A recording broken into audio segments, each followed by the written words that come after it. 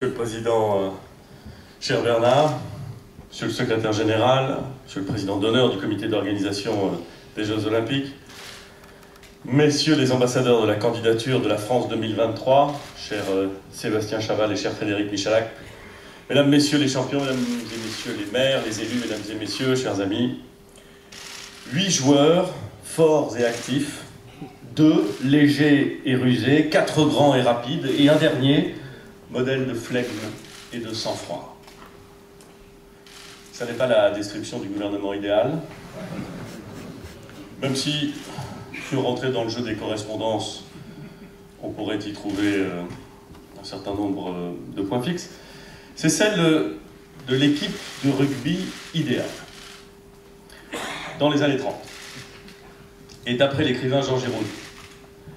Pas sûr que cette composition soit totalement adaptée aux exigences du rugby moderne, pas sûr non plus qu'elle corresponde aux profils qui ont composé l'équipe du comité de candidature qui a arraché, je ne vois pas vraiment d'autres termes que celui-là, l'organisation de la Coupe du Monde de rugby en 2023, mais là aussi on pourrait s'amuser au jeu des correspondances. Je voudrais féliciter très chaleureusement les membres, à commencer par Bernard Laporte, qui a ajouté un titre à un palmarès déjà fourni.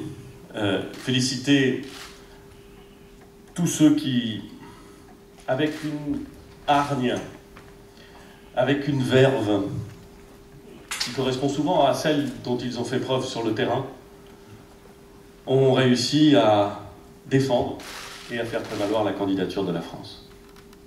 Je voudrais aussi remercier Bill Beaumont, les membres de la Fédération internationale de rugby pour cette confiance. Les remercier évidemment au nom du gouvernement français, mais aussi peut-être surtout au nom des 1900 clubs, des 330 000 licenciés français, filles et garçons, jeunes et très jeunes, car dans le rugby tout le monde est jeune, amateurs ou professionnels, qui font vivre cette passion, qui font vivre ces valeurs du rugby dans notre pays.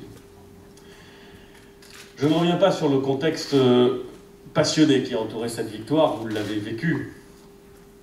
C'est une victoire dont on peut dire qu'elle a été obtenue en grattant le ballon, le président, dans les pieds des adversaires, en poussant jusqu'à la victoire finale. Après tout, une Coupe du Monde qui, 6 ans avant son ouverture, suscite autant de passion, autant de suspense, autant de fair play. C'est une Coupe du Monde qui commence bien. Surtout quand la France gagne. Quelqu'un m'a dit en venant, enfin je le savais en vérité, que le mot crunch signifiait moment crucial. Alors nous sommes réunis aujourd'hui pour un double crunch. Celui qui va suivre, qui devrait être intense, comme tous les crunchs, et celui qui s'annonce dans quelques minutes, ce moment crucial où les statuts du groupement d'intérêt public qui pilotera l'organisation de la compétition seront signés, des statuts qui font une large place à l'éthique et au respect de la déontologie. Alors, groupement d'intérêt public, en langage technocratique, ça veut dire équipe de France. Et dans cette équipe, l'État serait évidemment présent aux côtés de la Fédération, du Comité national olympique, de l'Association des sites des villes hautes, Monsieur le Président. Cette équipe aura la chance d'avoir pour capitaine Didier Guillaume, dont c'est la première cape dans le rugby, je crois, mais qui a derrière lui une riche expérience de la gestion d'équipe au Sénat, et croyez-moi sur parole, quand on a géré des sénateurs, on peut tout gérer. C'est dit avec beaucoup de respect, Monsieur le Président, je ne voudrais pas que ce soit mal interprété. Mais c'est vrai, vous pouvez en témoigner.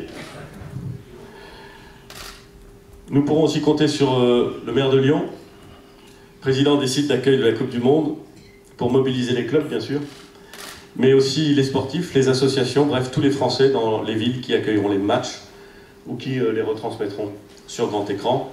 Cette mobilisation partout sur le territoire permettra au rugby de faire vibrer ces terres françaises de prédilection, de faire vibrer aussi d'autres régions qui, à défaut d'abriter de grands clubs ou de nourrir une longue tradition de rugby, comptent des dizaines de milliers de supporters du 15 de France. Vous l'avez dit, Monsieur le Président, le rugby en France est né au Havre. Alors je sais que ça surprend, mais qu'est-ce que vous voulez que je vous dise, c'est comme ça. On ne conteste ni l'histoire ni la géographie. dans mon cœur, le rugby aura toujours votre accent et une impression d'eau salée qui sépare ou qui rassemble, c'est comme on veut, la France et l'Angleterre. L'objectif me permet du reste d'insister sur le fait que vous avez dit, Président, que c'était le 103e crunch. Vous avez commis une erreur. C'est le 104e. Le premier crunch a eu lieu en 1066. Il a été gagné par les Normands. Et c'est vrai que c'était il y a déjà longtemps. L'objectif aujourd'hui, c'est évidemment de faire en sorte que cette Coupe du Monde se déroule dans les meilleures conditions qui soient.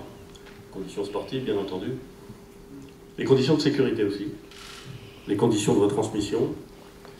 Les conditions d'accueil, d'hébergement, de restauration, de transport de centaines de milliers de supporters qui composent la planète rugby. Des supporters qui sont de plus en plus nombreux, qui viennent de pays de plus en plus variés. C'est une grande chance. Ça montre que le rugby, ce sport de gentleman, continue non sans flegme son mouvement d'expansion mondiale. Sans vouloir mettre la pression sur une partie de l'assistance, une Coupe du Monde véritablement réussie, c'est quand même une Coupe du Monde où la France s'impose chez elle.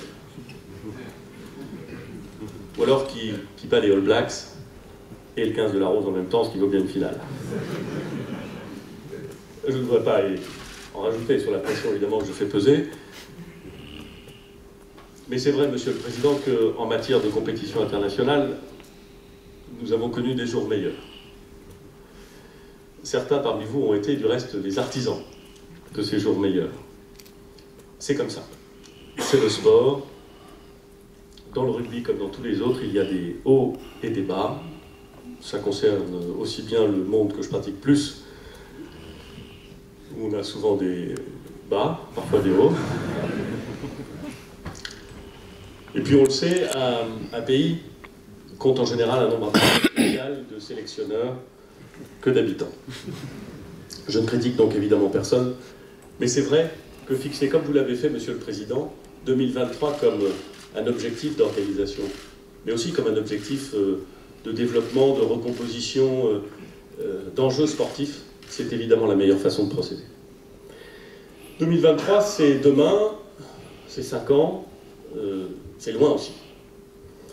Nous avons heureusement en France largement de quoi nous occuper d'ici là, parce que notre pays est redevenu une terre d'accueil de grands événements sportifs, parce qu'il aura à cœur de faire, et qu'il sait faire.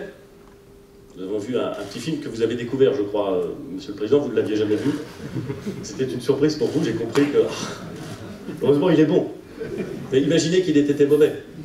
Oh. Mais vous avez raison de le dire, notre pays aime faire, aime organiser, sait encadrer, sait sécuriser, et sait faire de ces grands événements des fêtes à dimension mondiale. Les Français aiment le sport, et nous souhaitons, rien d'anormal en la matière, et au contraire, c'est bien légitime, faire en sorte que la pratique sportive devienne un réflexe, une réalité partout en France. Et parce que la France est une nation qui veut continuer à sucer de grands jeux. Parce que la France est une nation, qui veut continuer à susciter des grands champions dans tous les domaines, les Jeux Olympiques d'hiver l'ont encore démontré. On me dit que les amateurs de rugby ont parfois l'esprit mal placé. Je ne peux pas le croire.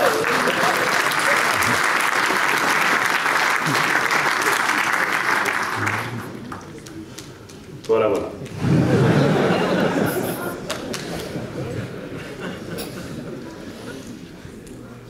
Il va falloir que je redevienne sérieux.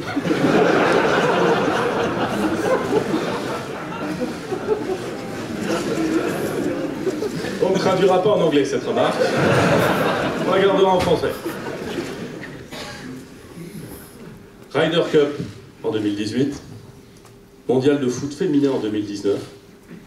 Viendront évidemment la Coupe du Monde en 2023 et les Jeux Olympiques en 2024. Jamais notre pays n'avait enchaîné, je crois, de manière si rapprochée l'organisation d'événements de cette ampleur. C'est bien pour son image, mais c'est encore mieux pour la réalité, pour l'encouragement de la pratique sportive pour son tourisme, pour son développement économique aussi. Le crunch donc. Je vais parler de celui qui va suivre, un mot, pour dire qu'il incarne peut-être le mieux, pour un Français, l'intensité particulière d'un match international de rugby. Un match qui met les nerfs à rude épreuve, sur le terrain et en dehors. Nous avons tous ici en mémoire des crunchs. Ici, il y en a qui les ont faits, qui les ont joués.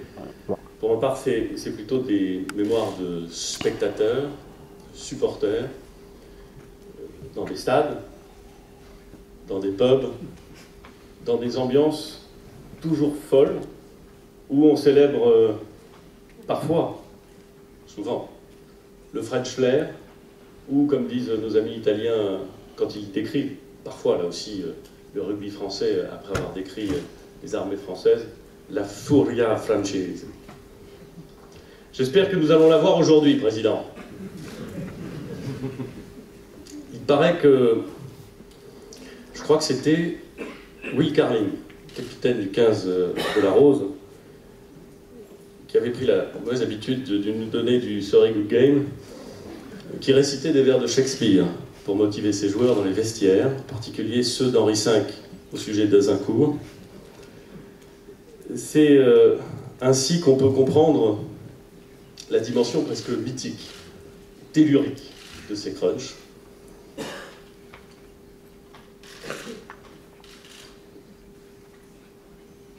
J'aimerais, Monsieur le Président, Mesdames et Messieurs, Monsieur le Président, que cette année, nous revivions les éclairs de génie qui ont pu illuminer ces matchs.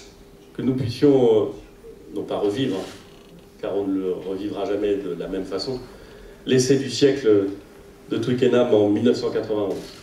Les remontées fantastiques ou les défenses acharnées, ces mélanges de courage, d'instinct, de panache que le rugby incarne peut-être mieux que tout autre sport. Voilà, cher Bill Beaumont, voilà, chers amis, l'alchimie que nous voulons créer, l'alchimie que nous voulons reproduire pour la Coupe du Monde de 2023, de l'engagement, du fair play, du beau jeu, de l'intensité, de l'éthique. Quand je pars dans une énumération comme celle-ci, j'ai presque l'accent du président Laporte qui m'arrive. Je peux vous le faire avec l'accent, mais je ne vais pas le faire parce que là déjà je pense qu'on a une petite séquence vidéo qui va tourner, donc on ne va pas en faire deux là. C'est Claude Spanghero qui disait « Les Anglais ont inventé le rugby, mais les autres l'ont bien amélioré ». Et bien il se trouve que les autres sont de plus en plus nombreux, ils sont japonais, ils sont canadiens, ils sont géorgiens.